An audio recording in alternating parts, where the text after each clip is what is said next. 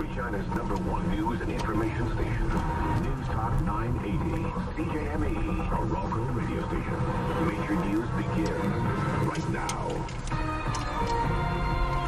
Welcome to the unofficial start of winter. I'm Joel Gasson. The first snowfall of the year is here, having started around midnight. Environment Canada Sandy Massey says so far we've seen about 5 centimeters or 2 inches of snow. About another 5 today, and possibly 5 to 10 closer to the Manitoba border. And the system will start to taper off this evening, so we'll get another 1 or 2 this evening. The snow is causing some havoc on the highways as of right now. The department is not recommending travel around swift currents, citing reduced visibility. The travel advisory has just been lifted for the Regina area. The poor conditions still exist. Most of the province's highways are also seeing slippery and snow-covered conditions. The good news, Regina police say they only have 3 reported accidents overnight, none of them with injuries. CJME News Time is 8:01. Light snow and -3 in Regina. The news for Prairie Oxygen in Regina and Saskatoon.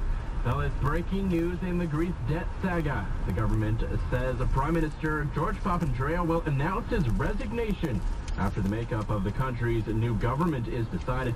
CNN's Diana Magny has the details from Athens. We are hearing various news lines coming from the ruling PASOK Socialist Party, which effectively say that there will be a new Prime Minister named by the end of the day. It's unclear who will take over from Papandreou, but it appears a coalition government will be created today, and in 4 months general elections will take place.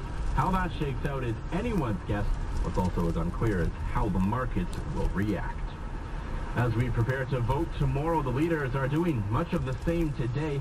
NDP leader Dwayne Lingenfelter will be spending the day campaigning in different ridings across Regina.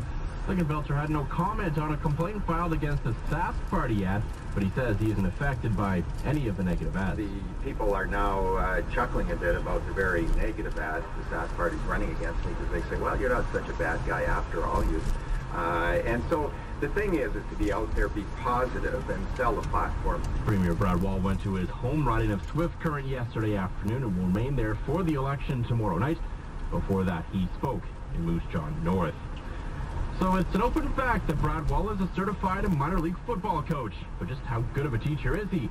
In this leader's profile, can he teach our soccer-loving Sarah Mills the workings of the game? You really only want sort of your last 2 fingers in the threads. So I admit the urge to put the ball on the floor and kick it was great, and what's with this oval shape? But thrusting my fingers, I gave it my best shot. Put up by your ear, make sure your elbow's raised, right? And you're going to bring it around like this and spin it as you throw. The other side of the field, or okay, about 20 yards away, Brad Wall did manage to catch my one-two throw. First down. Woo! Are you meant to do that? For more on the election, go to saskvotes.com and follow me on Twitter. Sarah Mills, News Talk Radio, Regina. For all the latest on the election, be sure to check out saskvotes.com and tune in Monday night for live coverage of Saskatchewan Votes 2011. For nearly 2 years, traffic in downtown Regina has been disrupted by the City Square project. Now nearly in completion, 12th Avenue north of Victoria Park is ready to be reopened. But a city committee is now suggesting it remain a pedestrian-only zone.